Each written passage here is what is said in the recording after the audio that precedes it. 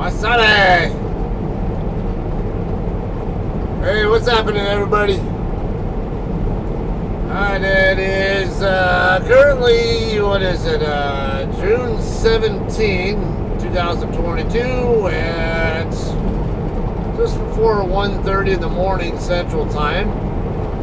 We're currently traveling northbound on US 75 and roughly about 20 miles north of Tulsa, Oklahoma. And we're on our way to make a delivery at the Walmart distribution center up here. I've been to this place a number of times before. It's a very common place for JCT drivers to deliver to.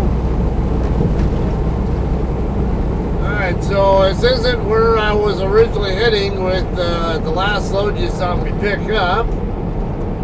Last video you might have seen me pick up a load of Leprino cheese in Lemoore, California, and that load was going to Toledo, Ohio.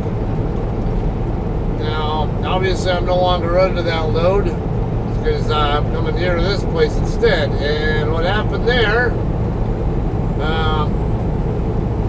I mentioned in that other video that I was, that Leprino load had a lot of time on it.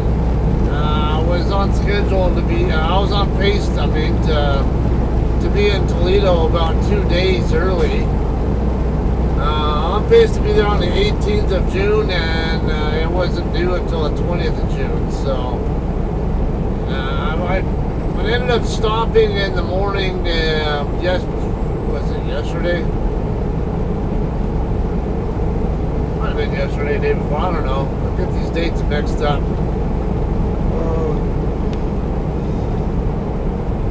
Anyway, I made a fuel stop in Kingman, Arizona. And I'd waited for basically till after 6 a.m. Pacific time or 8 a.m. Central time. You know, when the planners and DMs and all that came in for the day. To send the macro that we use, which is the macro 41, to let them know that I'm running ahead of schedule on the load and I want to drop or swap. And I put in the notes on there also that I had a trailer brake light that needed to get needed attention, and also an air leak on the tractor that I also wanted to look at. So I just thought the natural thing, the ideal thing to do would have been to bring the load, stop by the yard, take the load to the yard and get the trailer dealt with there and get my tractor dealt with there as well, and maybe drop the load in the yard there and get a different load out. But only about 5 minutes or so after I'd sent that message, that macro in,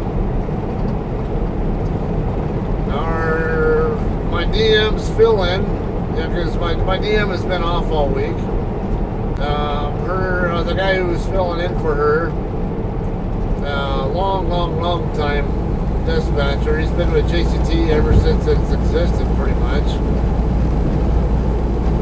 He sent me a message asking, telling me about how there was a driver about 100 miles behind me, maybe not quite that far. It was pretty close to 100 miles back from behind me, who was on his way to Ochelata, and he didn't have enough hours to get over here. So yeah, he was running on basically running on recaps. At the time, he only had about 7 hours left on his 70-hour clock. And he asked me if I'd be interested in inheriting that load instead, and that way I can get empty faster and I can come by the yard as well. And I said, all right, yeah, I guess, but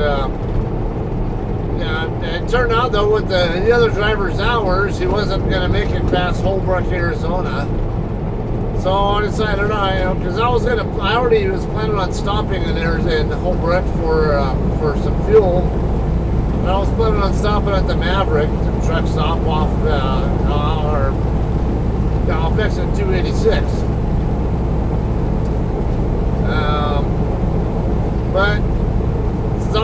have to wait about an hour and a half, 2 hours for him to show up, I just decided I'm going to go ahead and shut down at the TA instead, which is about 3 miles sooner.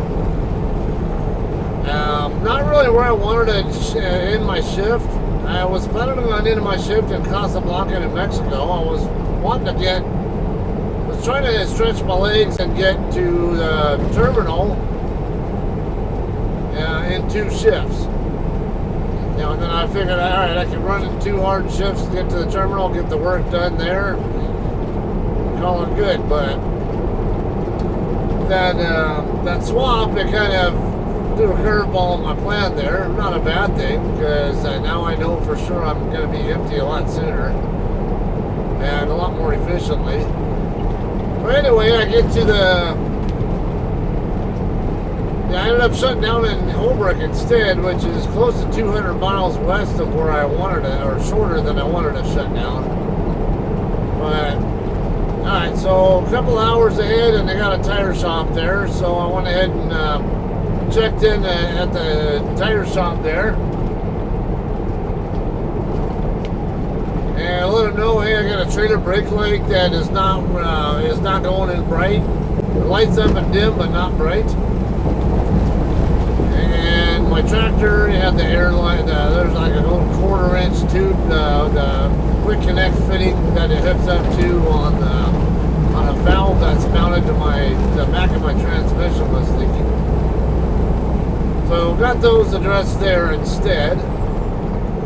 And the other driver ends up showing up finally. I don't know. I think when I got parked, I asked the DM how far out the other driver was. I didn't have any contact info for the other driver. I just knew what truck number they were in.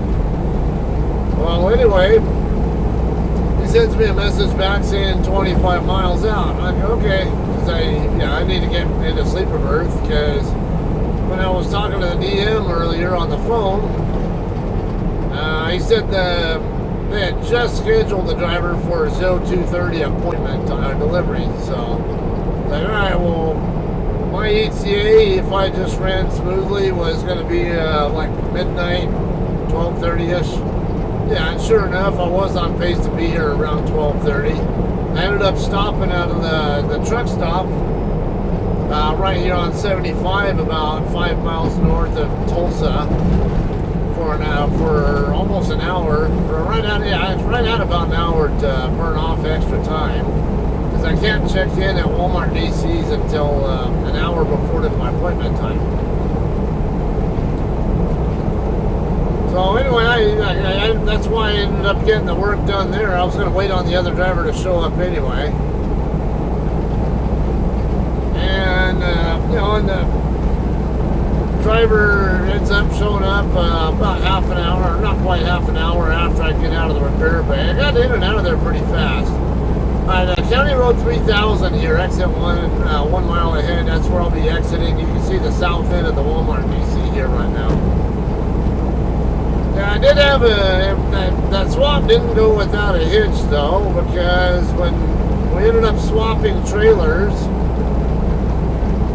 I was right as soon as I hooked up to the other driver's trailer, start walking around, and right away I found the left front outer trailer tire.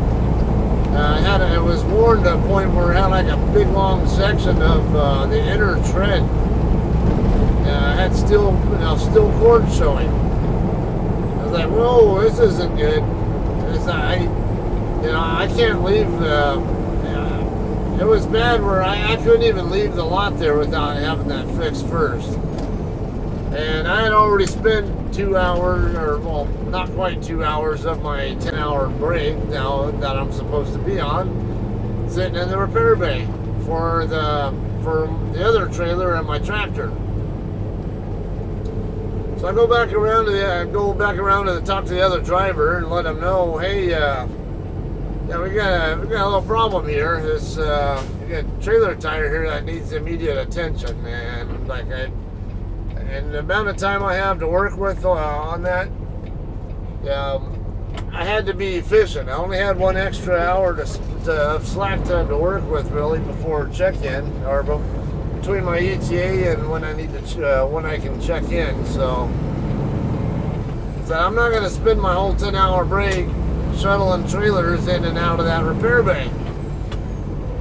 So if I had a lot of extra time to work with, I might not make such a big stink out of it. But no, if I can only do a 10-hour break, I'm not going to spend it all putting trailers in and out of that bay. So it said you're going to have to get this fixed before I take it. So he ended up taking it in there. You know, when I told him about it too, he was like, "I wasn't there when I picked it up." Yeah, I don't know about that.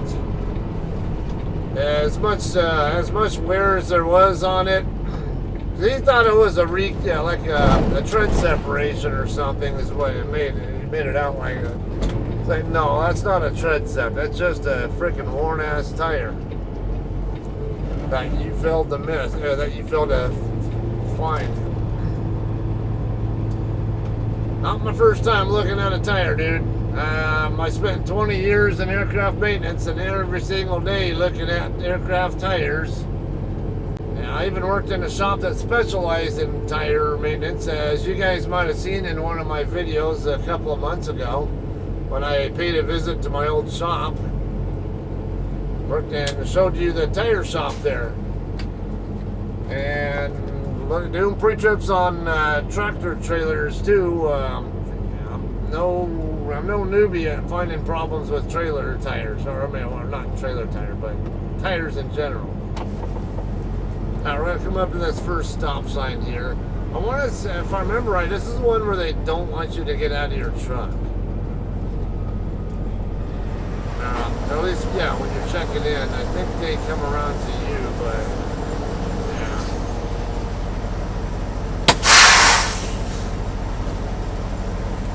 Morning. Hi, darling. How you doing? Doing good. Have you been here before? Yes. Oh yeah. I'm sorry. Every day's a new day for me. It's like 51st dates. Yeah, it's not a bad thing, though. No. Is it more like Groundhog Day or 51st dates though? What, hon? Are the experiences like Groundhog Day or 51st dates though? Oh, probably more like Grandma.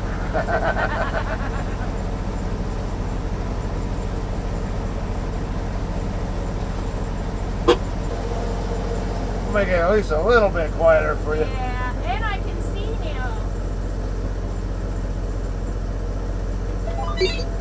All right, baby, I'll get you right in.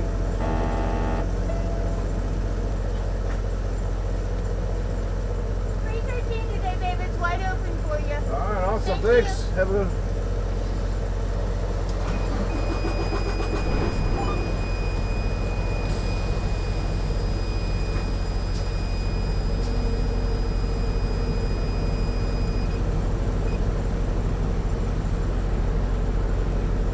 Alright guys, we are ready to go here. Be door 313.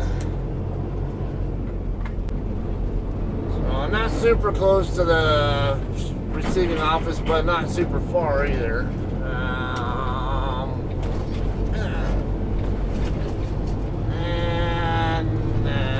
I can't tell, might have some bug guts on showing up on the screen there. It's yeah, I got bug guts all over my windshield right now. Even after I stopped at the Flying J in Edmond, on the northeast side of Oklahoma City to get reefer fuel, and even cleaned my windshield there. And just in that again, that's my coolant.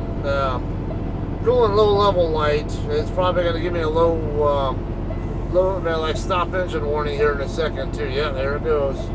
That'll go away in a second. Figure once I get docked in, because that was the other thing too. When I was in Arizona with the other load, going I think through the roller coaster section,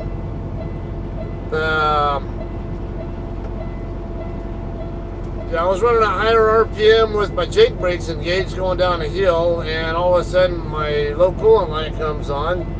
And does the same thing, gives me a check engine light, stop engine warning, and all that. And then once I flattened out, or it started, was no longer going down the hill, it just went back to normal. But when I got to the truck stop in Holbrook, my coolant level looked like it was just fine. So like, what the hell was that all about? Well, turned out, I guess there was a coolant leak that was discovered by the guy at TA when he was, looking at my air leak problem.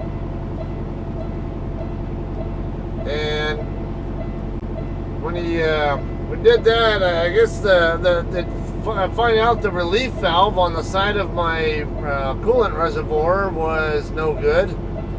I guess it's supposed to crack open at 15 psi, but it wasn't even going to, I think it was just below 5 psi when it was actually cracking.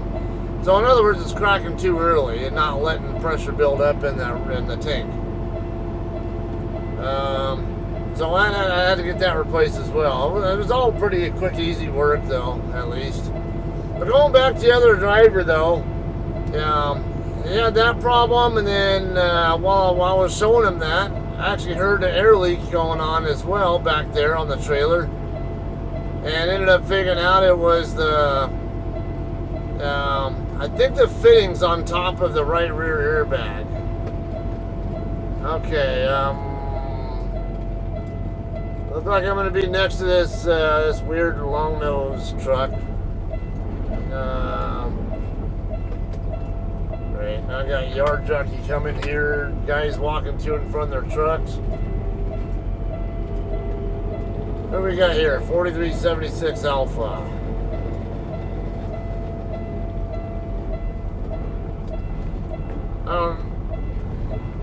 Yeah, I believe I'll be right in. Yeah, see, it just shut off on its own. Yeah, I'll be right in between this gray, custom-looking kind of long nose, whatever, and this Mahjong. Right, let me get my doors open and all that.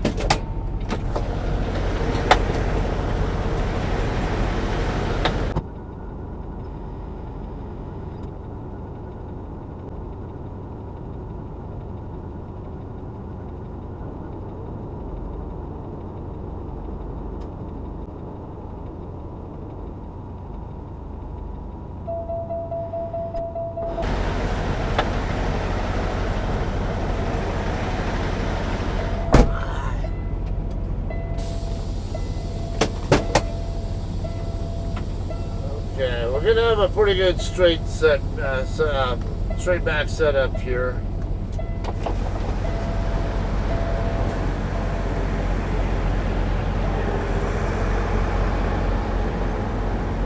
Yeah, this might be the same doctor I was in last time I came here.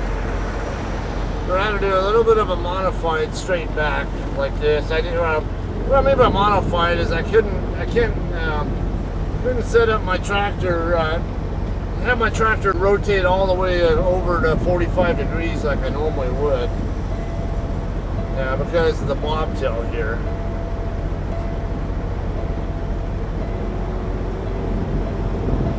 Alright, let's see who wins the race here with me and Stevens. It's not a race, guys. Do it safely. Just so happens I'm proficient and know that I'm clear though, and try to get out of the clean.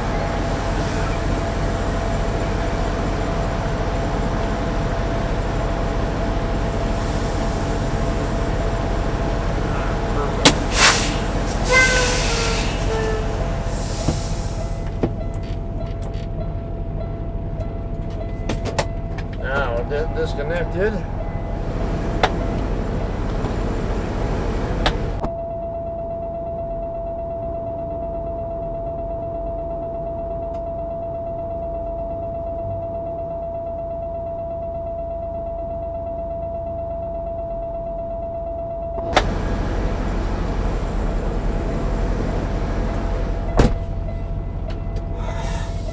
Alright, I'm definitely going to have to put some coolant in this thing while I'm here, just for the sake of not having to listen to that thing.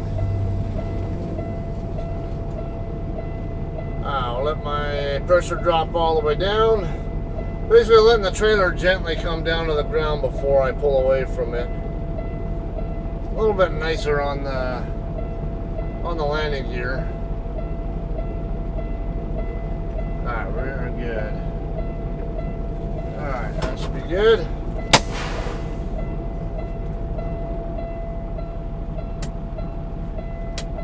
Okay, how about we shut that off? Don't need to keep hearing that for too long. Okay, so normal Walmart setup here. So if you've been to one Walmart DC, you know how this one is set up here. Alright, we'll have some more here for you when we're docking out. Alright guys, we are all done here. It's barely 3:15. Actually, I got the call just shortly after 3. I'll talk some more about that in a second.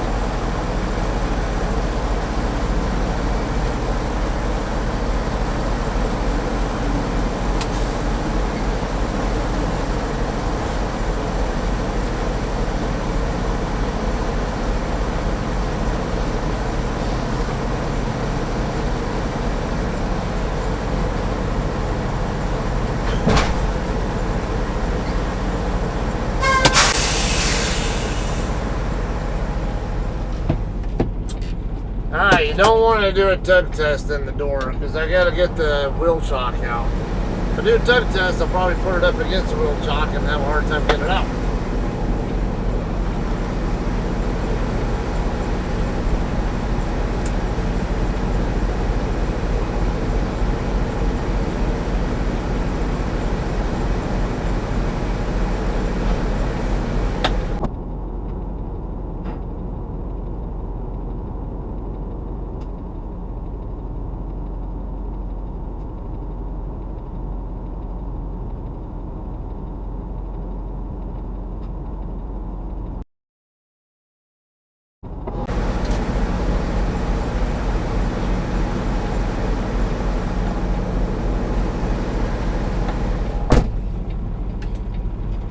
Alright, we'll go ahead and pull forward and double check that I got my load lock back. There it is. Just want to make sure I knew where that was at. I want to go try to maneuver while he's walking between our trailers.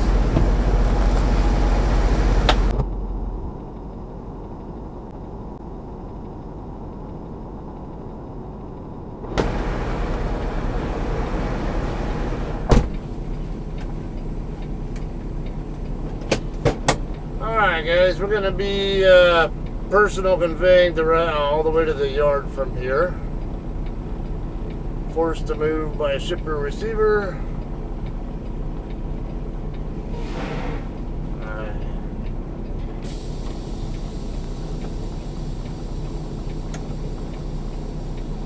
got condensation on my window, so hard to see where this guy's at without having my window down.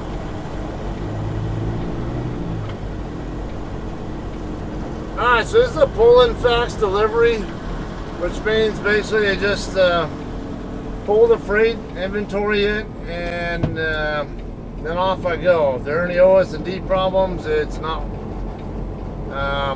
going to affect me. I don't have to deal with any OS&Ds if it's a pull-in fax.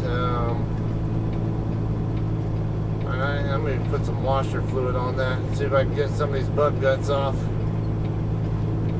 There's even affecting my visibility now a little bit. Now there's another JCT coming right here. What do we got here? L3813.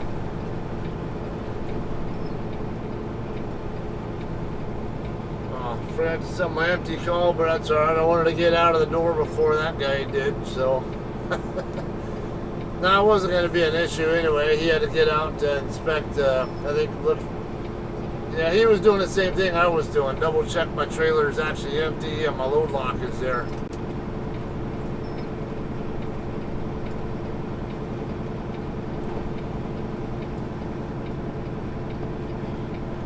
AC back on. It's currently 81 degrees at just like 3:23 in the morning.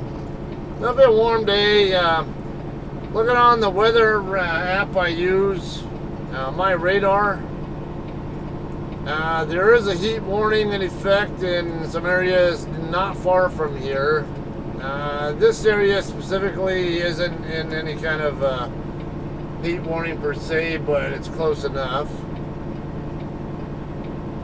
I was just reading something earlier, actually listening to an article, because I queue up news articles in a voice reader app I have that can actually read out loud the articles to me as I drive.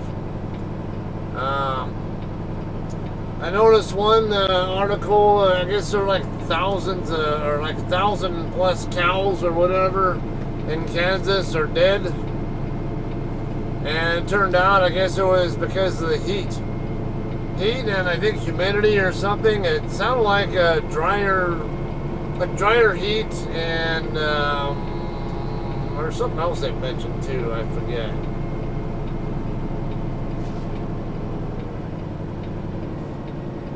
But yeah, I guess the cows were having heat stress and dying from the heat. So it's been that bad here, I guess. Man, well, I'm used to heat, so it doesn't bother me. Just stay hydrated and wear sunscreen or something. I don't intend to to wear any sunscreen personally, but it is what it is.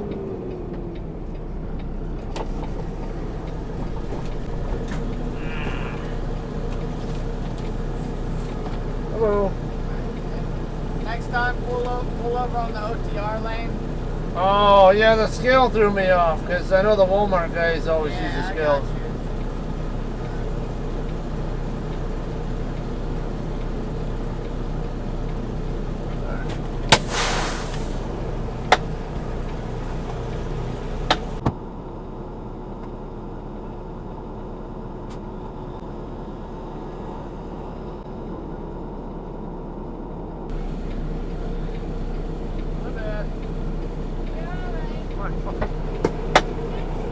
Yeah. Alright, you guys have a good night.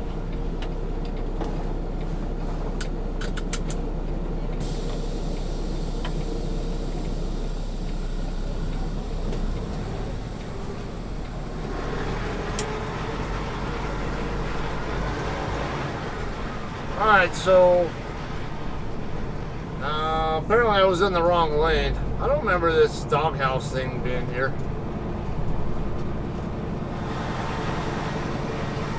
Great, now I got this POV back there. I want to slide over, move over so I can set my empty call, but alright, now there we go.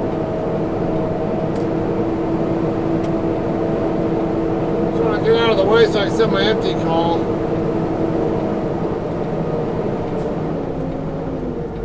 Alright. Oh, dude, what are you waiting for? I need to set my empty.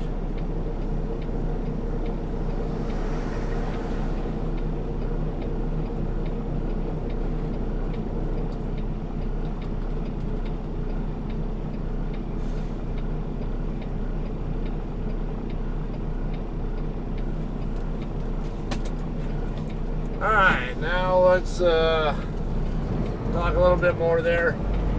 Okay, so these Walmarts can be misleading sometimes because some of them actually want you in the near lane when you're checking out, and some of them want you in the far lane. And I didn't see any writing I was looking for writing on the pavement telling me which lane to use, but I didn't see any, and I didn't notice any signs there either. Come on, dude. Why are you waiting for me? You're the one with the right of way.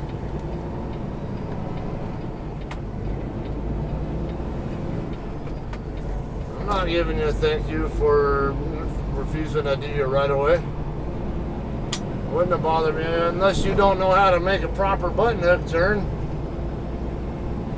Alright, so we're going to head back to the south toward Tulsa, and then our terminal, also known as the mothership, is 20 miles to the west of Tulsa along I-44. We'll be going there to do a 10-hour break. I don't have a pre-plan yet, and that has a lot to do with the fact that the guy who is handling our my DM's board, even when I tried to tell him earlier that I don't need to go to the yard anymore, yeah, I did say that I was not going to have enough clock to really do a lot after delivering. In other words, I should plan on doing a 10-hour break either before picking up a load or in conjunction with the pickup. And he was still kind of stuck in his mind that I needed to go to the yard. Well, I don't need to go to the yard. I already got the stuff done in Holbrook.